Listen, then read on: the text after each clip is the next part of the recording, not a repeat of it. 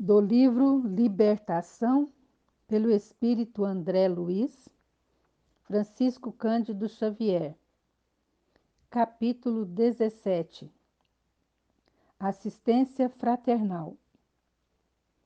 No segundo dia de serviço espiritual definitivo, na tarefa de socorro a Margarida, nossa movimentação aureolava-se de sublime entusiasmo no santuário doméstico, que novamente se revestia das doces claridades da paz.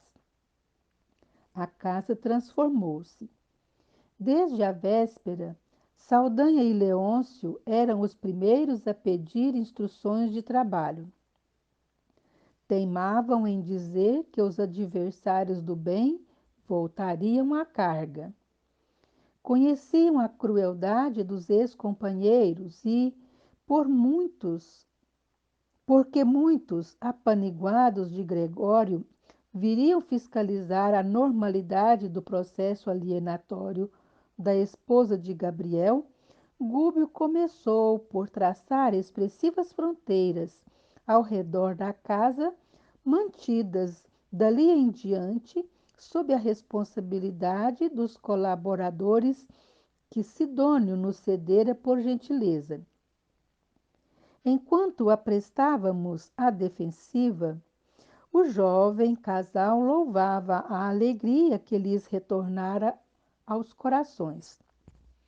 Margarida sentia-se leve, bem disposta e rendia graças ao Eterno pelo milagre com que fora contemplada.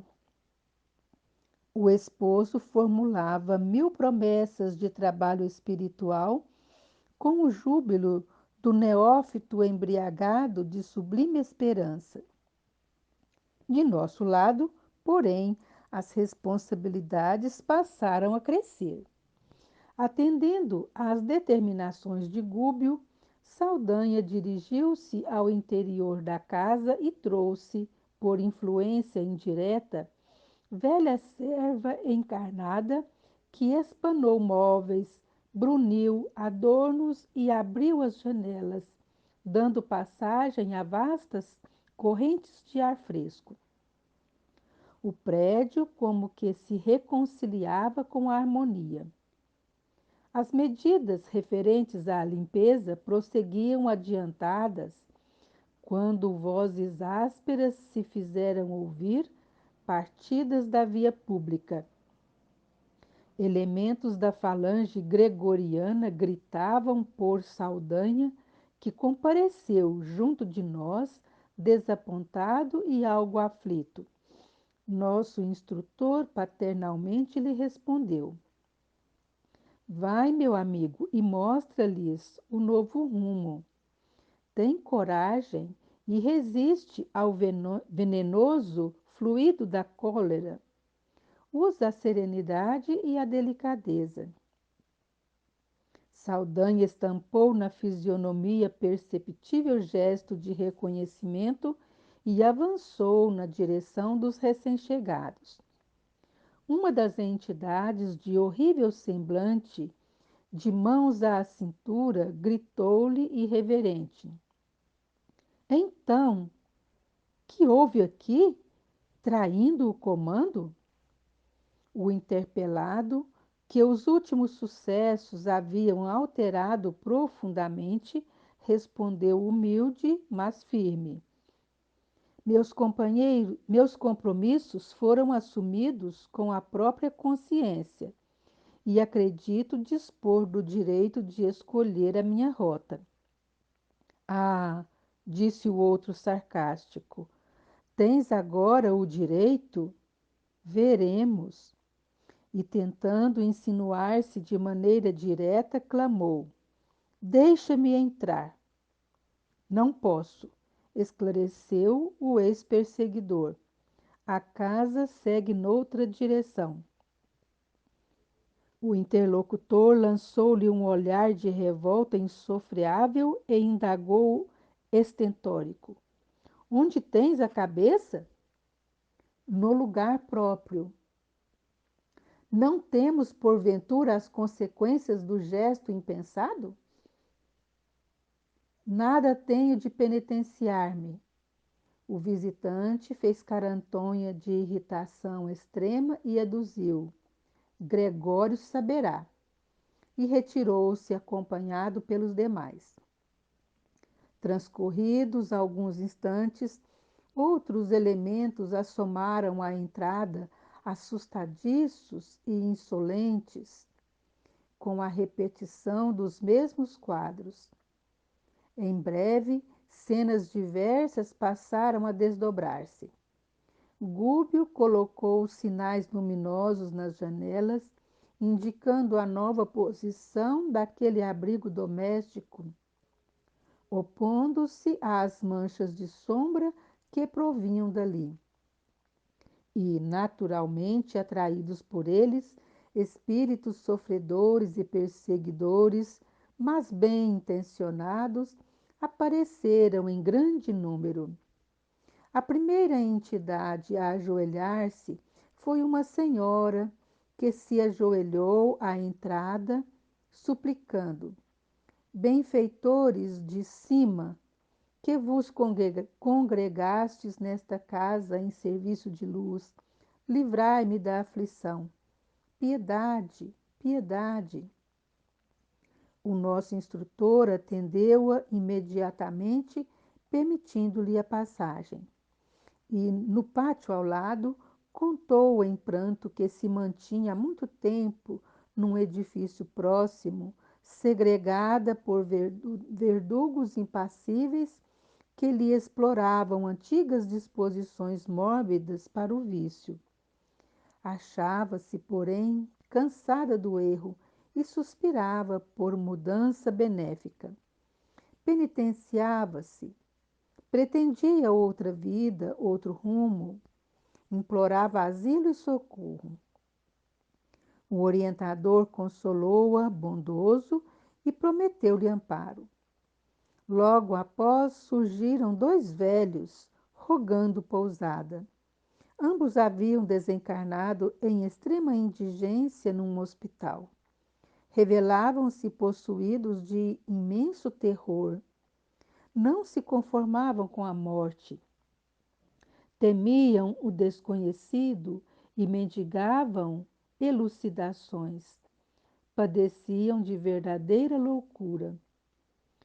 Curiosa dama compareceu pedindo providências contra espíritos pervertidos e perturbadores que, em grande bloco, lhe não permitiam aproximar-se do filho, instigando-o à embriaguez. Outra veio solicitar recursos contra os maus pensamentos de um espírito vingativo que lhe não dava ensejo à oração. A corrente dos pedintes, contudo, não ficou aí. Tive a ideia de que a missão de Gúbio se convertera, de repente, numa avançada instituição de pronto-socorro espiritual. Dezenas de criaturas desencarnadas, sob regime de prisão, aos círculos inferiores, alinhavam-se agora ao lado da residência de Gabriel, sob a determinação de Gúbio, que dizia aguardar a noite para os serviços da prece em geral. Antes, porém, que o dia expirasse, começaram a surgir vários elementos da falange de Gregório, afirmando-se dispostos à renovação de caminho.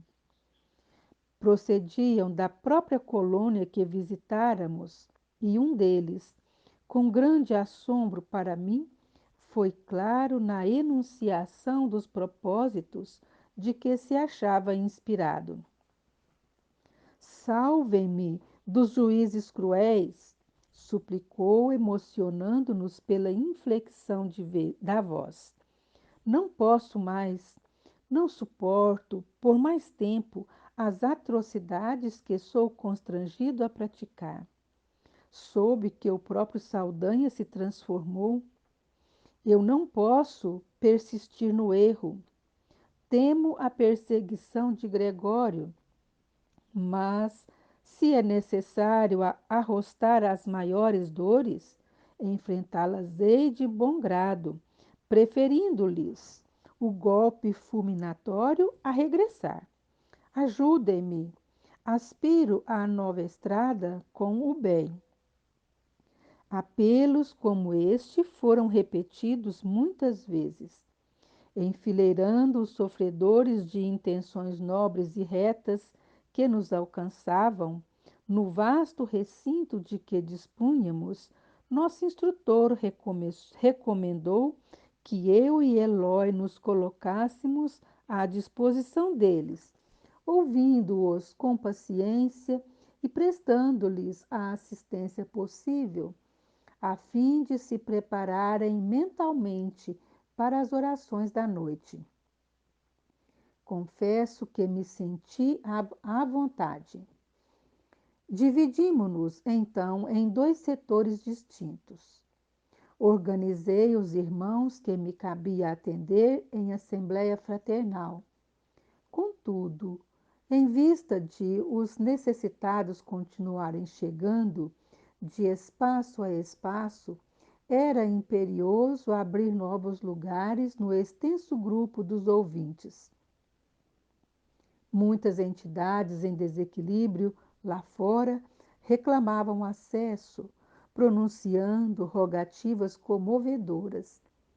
Todavia, o nosso orientador aconselhara fosse a entrada privativa dos espíritos que se mostrassem conscientes das próprias necessidades.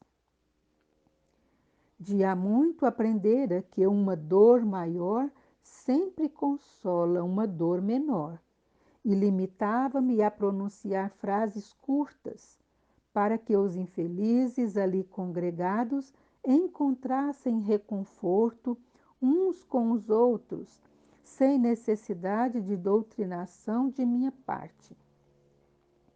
Conduzindo-me desse modo, pedi a uma das irmãs presentes, em deploráveis condições perispiríticas, expor-nos, por gentileza, a experiência de que fora objeto. A infortunada concentrou a atenção de todos em virtude das feridas extensas que mostrava no semblante agora erguido. Ai de mim, começou penosamente. Ai de mim, a quem a paixão cegou e venceu, transportando-me ao suicídio. Mãe de 2 filhos, não suportei a solidão que o mundo me impusera com a morte de meu marido tuberculoso.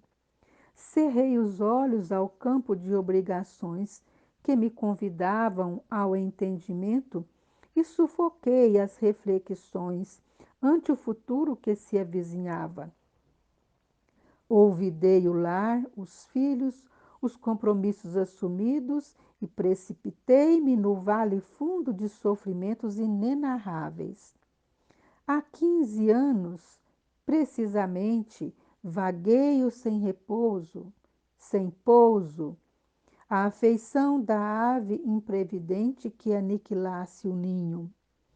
Leviana que fui, quando me vi só e aparentemente desamparada, entreguei meus pobres filhos a parentes caridosos e sorvi, louca, o veneno que me desintegraria o corpo menosprezado.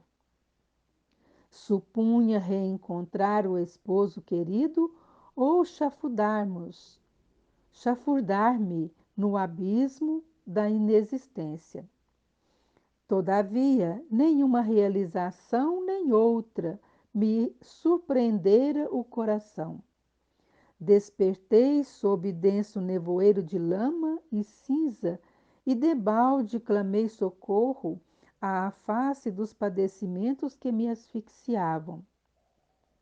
Coberta de chagas, qual se o tóxico letal me atingisse os mais finos tecidos da alma, gritei sem destino certo.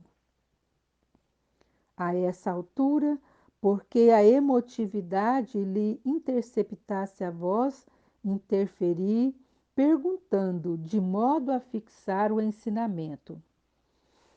E não conseguiu retornar ao santuário doméstico? Ah, sim, fui até lá, informou a interpelada, tentando dominar-se.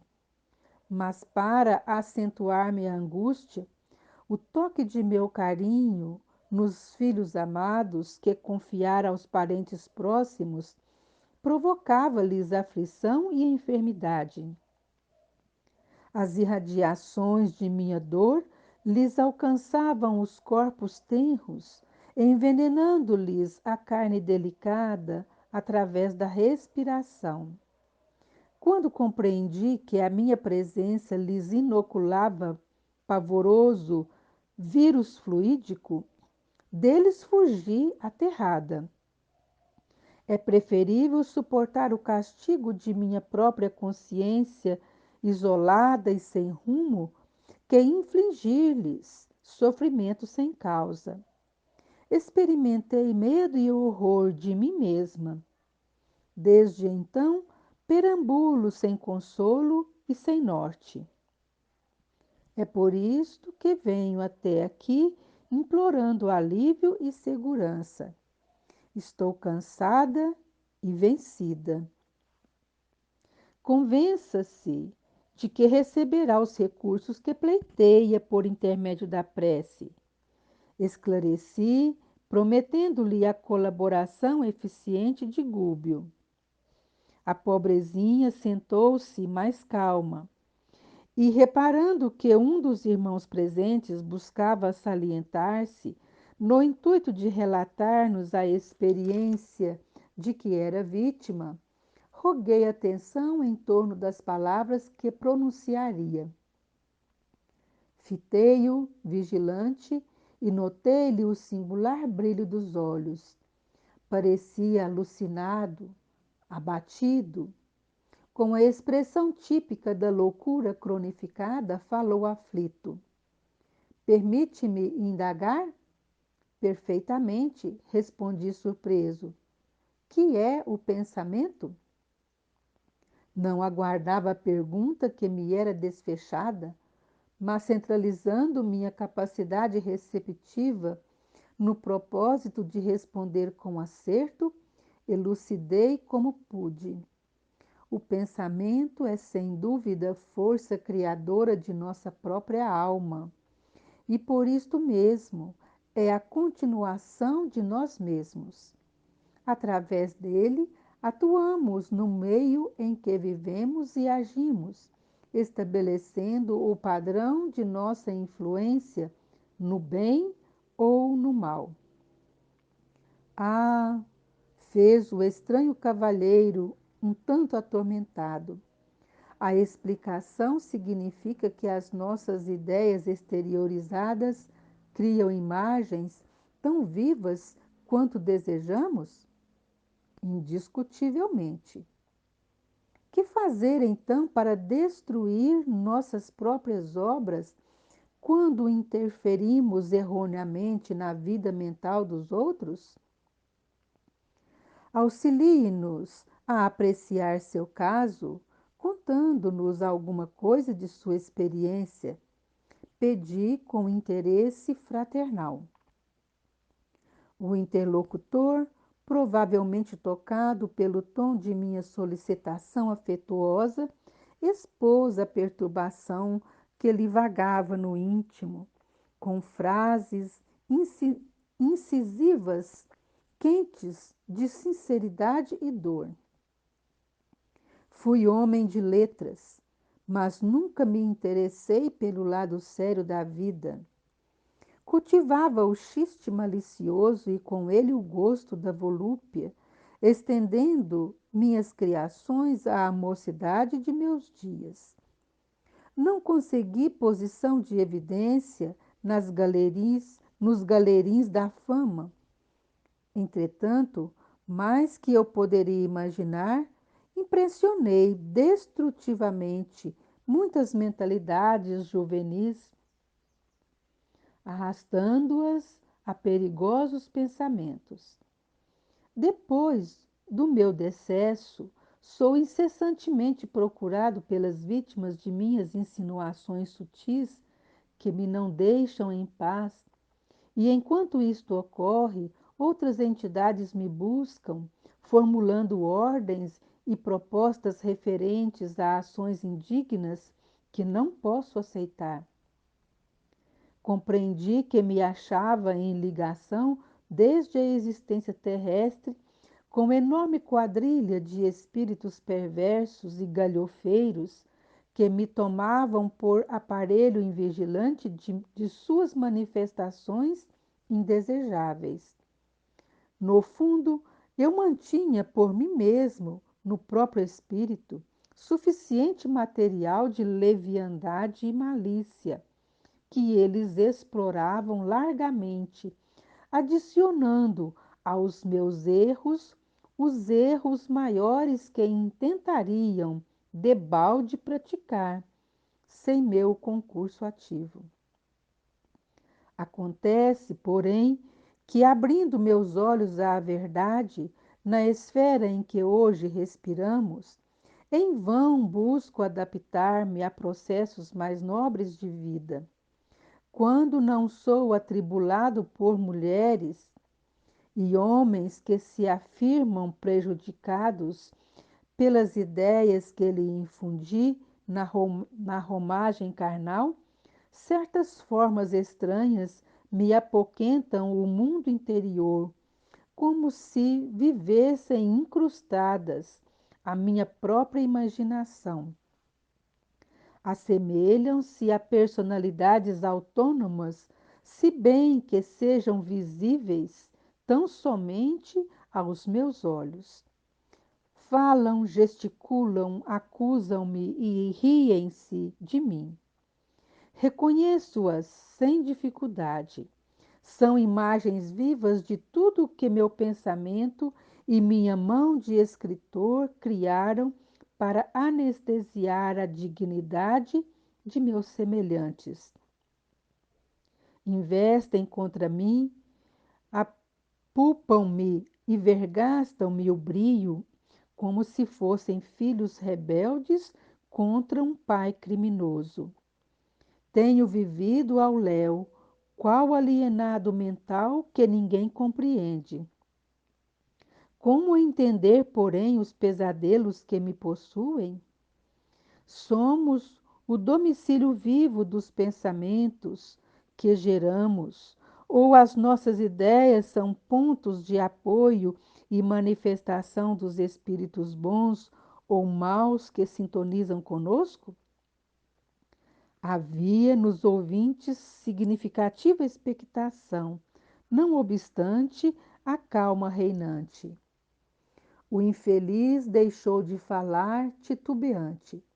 Demonstrava atormentado por energia estranhas ao próprio campo íntimo, apalermado e trêmulo à nossa vista. Fitou em mim os olhos esgazeados de esquisito terror e, correndo aos meus braços, bradou: Ei-lo, ei-lo que chega por dentro de mim. É uma das minhas personagens na literatura feminina. Ai de mim, acusa-me, gargalha irônica e tem as mãos crispadas. Vai enforcar-me. Alçando a destra à garganta, denunciava aflito.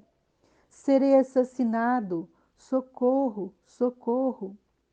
Os demais companheiros, perturbados e sofredores ali presentes, alarmaram-se, desditosos. Houve quem tentasse fugir, mas com uma frase apenas sustei o tumulto que se iniciava.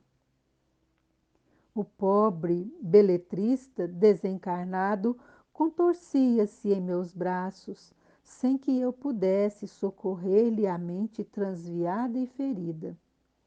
Cautelosamente enviei um emissário a Gúbio que compareceu em alguns segundos. Examinou o caso e pediu a presença de Leôncio, o ex-hipnotizador de Margarida, à frente do recém-chegado, indicou-lhe doente em crise e falou peremptório, mas bondoso. Opera, aliviando. Eu? Eu? Falou o convertido semi-apalermado. Merecerei a graça de transmitir alívio? Gúbio, no entanto, obtemperou sem hesitar. Serviço construtivo e atividade destrutiva constituem problema de direção. A corrente líquida devastadora que derruba a mata pode sustentar uma usina de força edificante. Em verdade, meu amigo, todos somos devedores enquanto nos situamos nas linhas do mal. É imperioso reconhecer, contudo, que o bem é a nossa porta redentora. O maior criminoso pode abreviar longos anos de pena, entregando-se ao resgate próprio através do serviço benéfico aos semelhantes. Dissipando-lhe as dúvidas, acentuou com inflexão de ternura. Começa hoje, aqui e agora, com o Cristo. Em tua determinação de ajudar, esconde-se a solução do segredo da felicidade própria. Leôncio não mais vacilou. Magnetizou o enfermo dementado, que poucos minutos depois silenciou em profundo repouso. Desde esse instante, o ex-perseguidor não mais me abandonou nas experiências do dia, desempenhando as funções de excelente companheiro. A assembleia, porém, crescia de hora a hora. Entidades de boa intenção buscavam-nos sequiosos de paz e esclarecimento, mas, francamente, doía-me observar tanta ignorância além da morte do corpo. Na maior parte dos presentes, não surgia o mais leve traço de compreensão da espiritualidade. Raciocínios e sentimentos jaziam presos ao chão terrestre, vinculados a interesses e paixões, angústias e desencantos. E nosso orientador fora categórico nas últimas informações que transmitira. A noite próxima assinalar-nos-ia o término da permanência junto ao lar de Margarida, e cabia-nos preparar quantos nos buscavam, famintos de conhecimento santificante, para os serviços de oração que ele pretendia realizar. Não convinha comparecessem desprevenidos de avisos salutares e oportunos acerca das obrigações e esperanças que lhes competiam desenvolver. Em razão disso, interferi nas conversações, disseminando os esclarecimentos de que podia dispor. Ao entardecer, a conformação e o contentamento reinavam em todos os rostos. Nosso instrutor prometera conduzir os companheiros de boa vontade à esfera mais elevada, garantindo-lhes a passagem para a condição superior, e doce júbilo transparecia de todos os olhares. Na exaltação da fé e confiança que nos dominavam, simpática senhora pediu-me permissão para cantar um hino evangélico, ao qual anuí prazeroso, e era de ver a beleza da melodia desferida em notas de maravilhoso encantamento.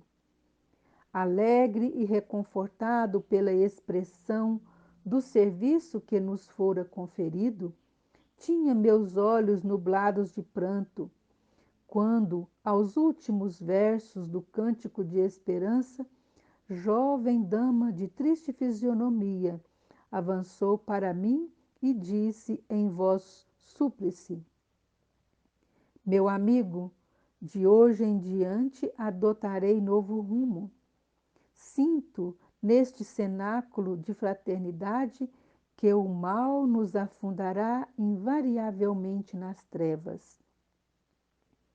Fixou os olhos lacrimosos nos meus e rogou, depois de comovente intervalo: Promete-me, porém, a bênção do ouvido na esfera do recomeço?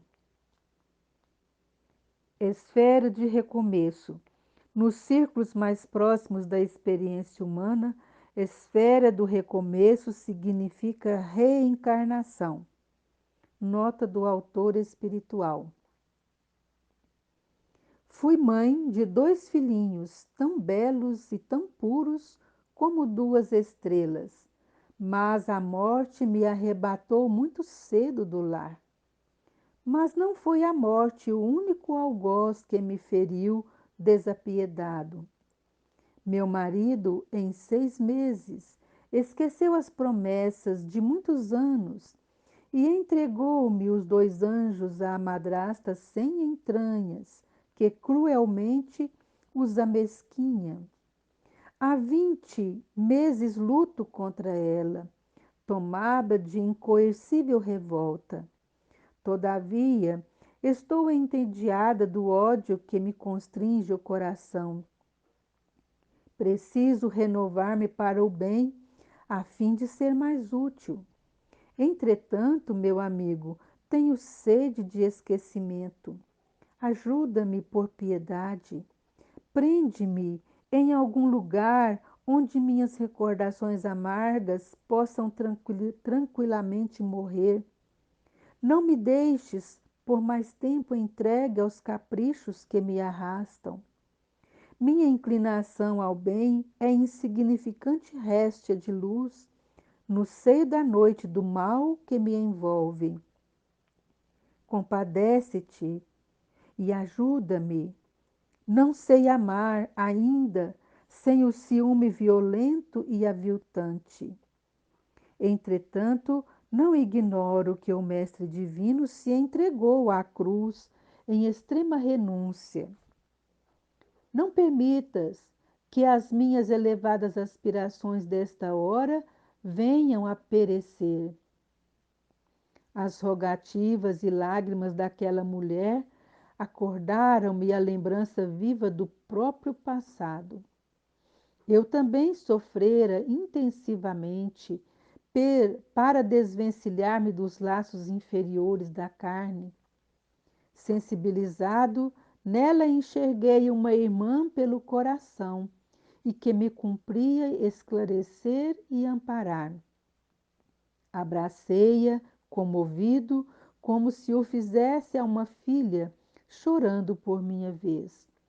E refletindo nas dificuldades de quantos empreendem a reveladora viagem da morte, sem bases de verdadeiro amor e de legítimo entendimento nos corações que permanecem à retaguarda, exclamei: Sim, farei tudo quanto estiver em minhas forças para auxiliar-te.